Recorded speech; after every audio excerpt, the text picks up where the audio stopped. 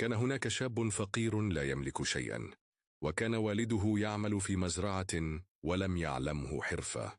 وبعد وفاة والده لم يجد الشاب ما يعمل فيه، فاختار الترحال باحثا عن الرزق في بلاد الله الواسعة. وبينما هو يتنقل من مكان إلى آخر، بلغ مدينة تعمها الحركة وتملأها الأصوات، فسمع مناديا ينادي وهو يقرع الأجراس: خاتم الملك ضاع، من يجده فله جائزة عظيمة من الملك نفسه. ويا للمفارقة، بعد أن اكتشف الشاب آخر قطرة ماء من قربته المهترئة، أبصر شيئا يلمع تحت التراب.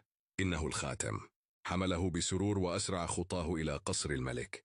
عند باب الحديقة أوقفه الحارس وقال له: لا دخول إلا من أعطاني شيئا.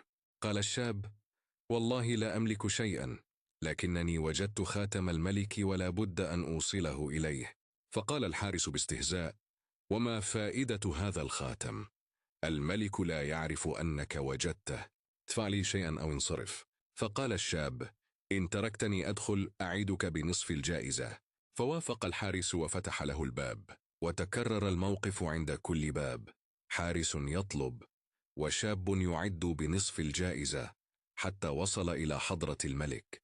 فرح الملك فرحا كبيرا بعودة خاتمه وقال: ما تريد أيها الشاب؟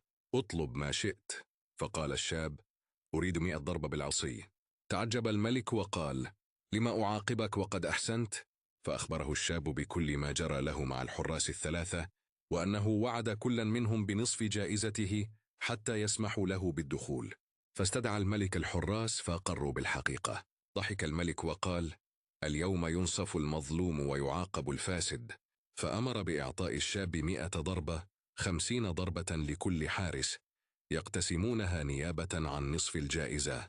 ثم قال الملك: هذه جائزتك كما طلبت، أما أنا فلك عندي جائزة أخرى. فأكرمه الملك وأعطاه هدايا كثيرة وثمينة.